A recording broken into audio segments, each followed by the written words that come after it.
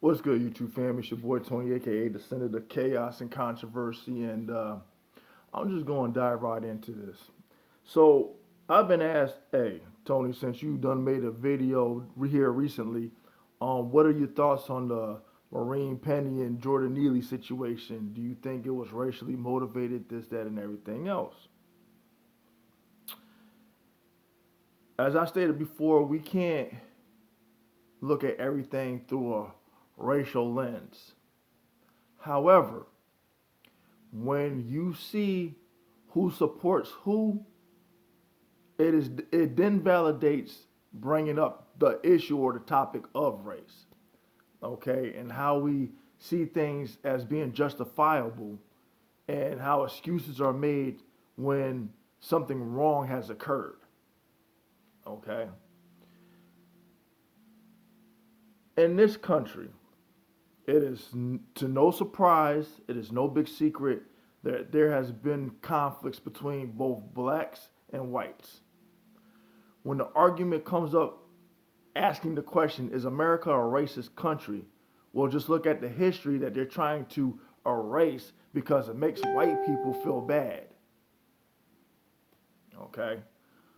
Um, yes, there are uncomfortable truths that have to be addressed in order to correct an issue or a problem that remains present. But people look at certain things that affects a group as being that it doesn't affect them, they don't care. They don't give a fuck. Until shit starts affecting them, then who do they point the finger at? And here's the thing that I find awfully funny. I always hear people like Brandon Tatum or Candace Owens or other black conservatives or other people who are white that sit there and say, damn, black people blame white people for everything. It's funny that that statement is being made when looking at history, when the slaves were freed, the first thing that was said to create this whole boogeyman concept was protect your white women. These free black slaves are going to target your women and rape them and this, that, and everything else. While all the while during the time of slavery, who was raping who? Who was doing all the mixed racing?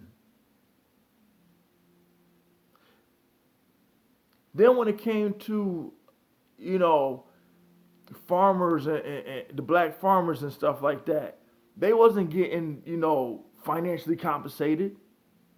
They had to give up their land, become sharecroppers, this, that, and everything else. While the white farmers were getting all the beneficial aspects to their farms. When it comes to integrating to end segregation, and then, black people being introduced into a society that excluded them, mind you, because we're looking at a society that was created to exclude black people and be solely and purposely for the existence of whites. Okay?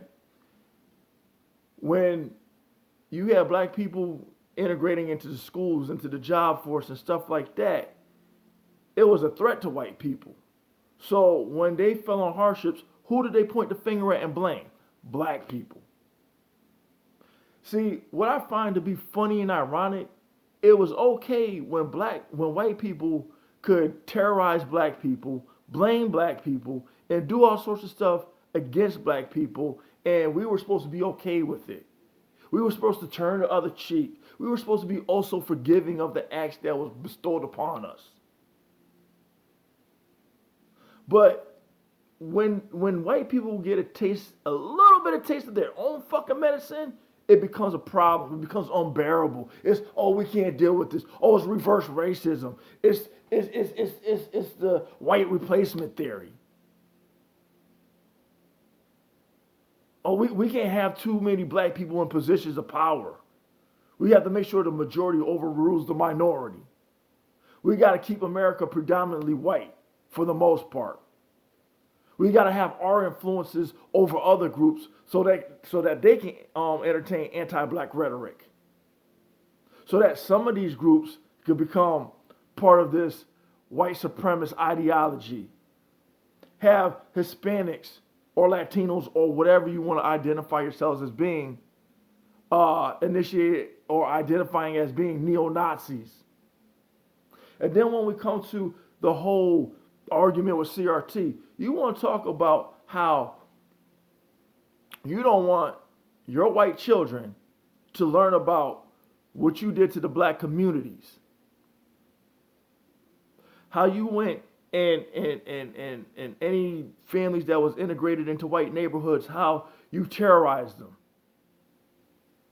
The KKK existed to burn crosses, burn down the homes of these black families, brutalize, beat, even more so often kill some of these fathers, these mothers, and children, hanging them, decapitating them, barbecuing them. That's the history that you're afraid of having being taught to your children. Because instead of saying, here's the truth about the American history and why these black people feel that the way that they do, justifiably so, and how we continue to direct our distaste towards them, depending on what demographics you want to look at in this country, how do you rationalize and apply the logic to what you feel is appropriate and inappropriate? Meanwhile, in the households of these races, you're raising your children to dislike black people, dislike Hispanic people. Which is funny for some of these groups that don't like black people. You sure do align yourself with people who don't like your ass either. I'm trying to rationalize and make sense of that nonsense. And then, case in point, I'm looking at these government agencies like the CIA and the FBI and stuff like that. And I see how whenever there are online chats or groups and they're developed around white supremacy or neo-Nazis and stuff like that, it seems to fly under the radar of these government agencies to where they take little to no actions at all until after an event has occurred where lives have been taken, where they could have stepped in and prevented any kind of terrorist acts towards school shootings, churches, grocery stores. Because they had the information right there. But for anybody that's a black activist that talks about self-defense against any terrorist attacks against the black community, you're quick to want to zero in and label these black leaders extremists, terrorists, and stuff like that. And you're on it. You jump right on it and then find that they're not guilty of doing anything in violation of their rights. Prime example is the Black Panther Party that was founded in Oakland in 1966.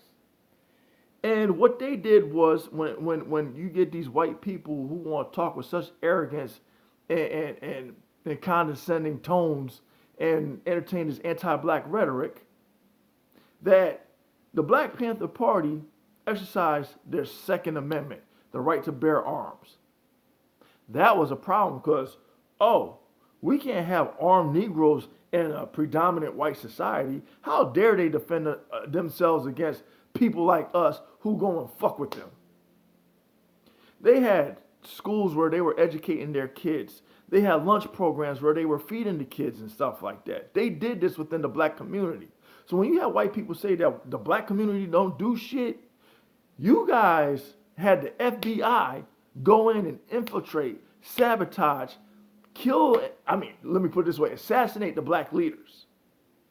But when it comes to the KKK or the neo-Nazis, who are very anti-government, who are very anti-law enforcement, but y'all so back to blue, which brings me to pose this question. For these groups that are so anti-establishment and what have you, you guys have no problems infiltrating law enforcement, political positions, being in the court systems, whether you're the DA, the prosecutor, or even the judge. So where you're condemning black people for similar crimes that their counterparts in the white community do, giving them harsher sentences, giving white people a slap on the wrist. Don't do that, Johnny. And don't get me started with the motherfuckers that got money that commit far worse crimes, and they can buy their innocence, buy their freedom. But for those that are poor and within the black community, they can't afford to prove their innocence. They're automatically written off as being guilty, automatically is written off as being criminals, thugs, this, that, and everything else. So when the frustration is validated within the black community, it's because when we address certain things, white people listen just to react. They don't listen to understand. You never gave a damn about the shit that black people go through. But whenever we step up to voice our grievances, it's an issue for you because you don't want to hear it. You don't want to be reminded of your own behaviors towards other people. You call yourselves or proclaim to be so-called Christians and Christ-like and we're so godly and loving people, but you criticize, you judge, you attack, you virtue signal, you gaslight, you fearmonger, and you preach white preservation, which is fine. Hey, if you feel that your race is in jeopardy, it's not because of us, it's because of you guys. Because we're as I stated before, other countries look at America like white people looking at black people committing black on black crime. Okay? You guys really don't have nothing to fear from us because we're too busy damaging ourselves at your expense. We are exploited. We are your talking points to rebuttal anything when we go to talk about our grievances against you guys. And you act like we're not aware of our own issues within our community. We don't need you to point that out. We already acknowledge it because we live through the bullshit. We address it amongst ourselves. We are not okay with what's going on. But part of our addressing it doesn't get acknowledged. But when it comes to white people pointing it out, oh, then everybody's, their attention is undivided.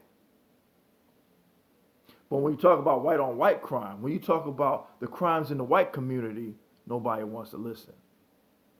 It's only if you could demonize one group while misleading those to believe that the other group is without flaws.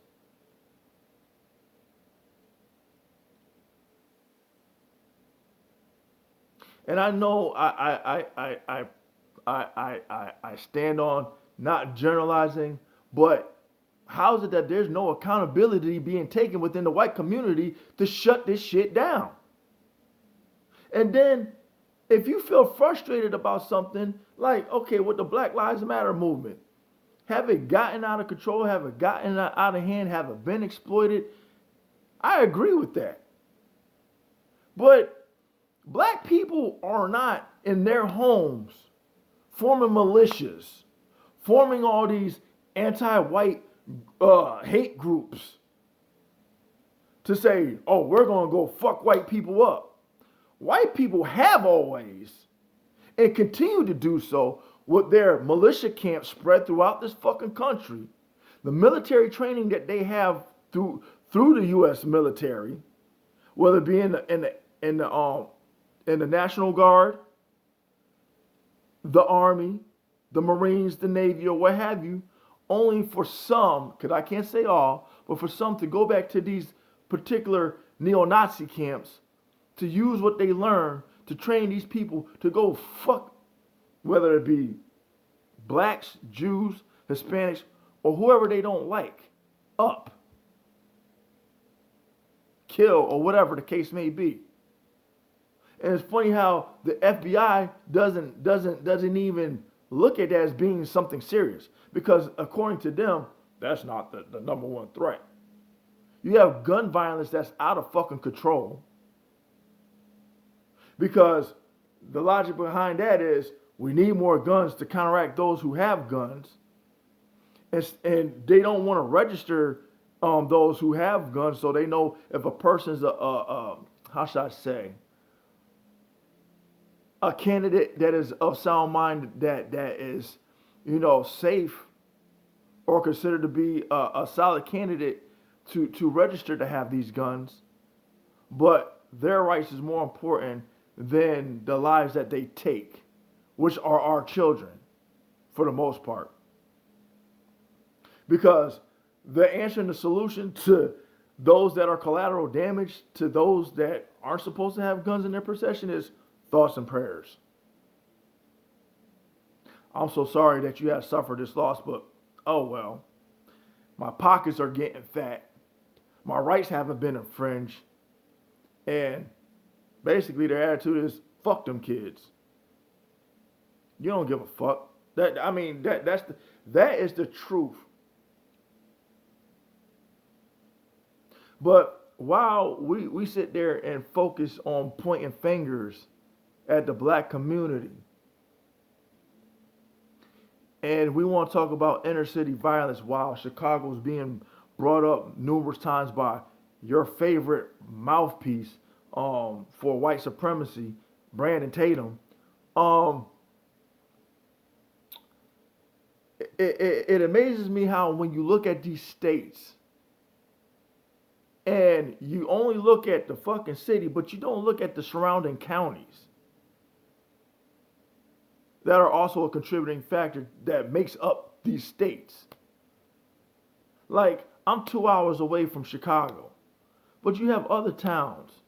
I'll just listen. I live in Dixon. Illinois. Okay? You got Freeport. You got Rockford. You got Polo. You got Forreston. You got all these other towns. And having gone to court, who I mostly see as a majority as being those that have to stand before the judge are white people. You want to know what for? Drinking and driving, dealing drugs, being on drugs. But you only want to look at the negative aspect in the black community, right? While not acknowledging the negative aspect in the white community. I'm just saying.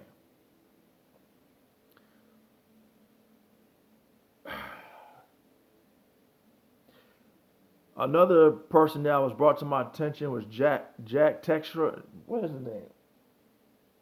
Yeah, Jack Textra, whatever, how I enunciate his name.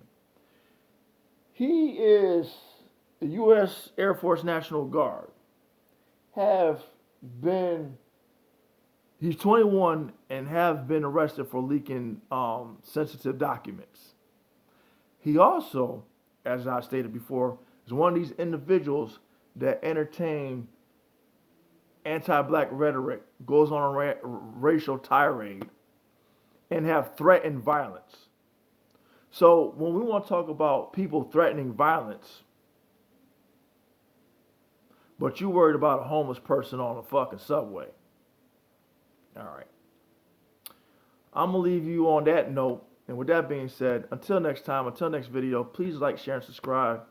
And if you have an issue with, what I'm presenting in this video, express your grievance in the comment section. Peace.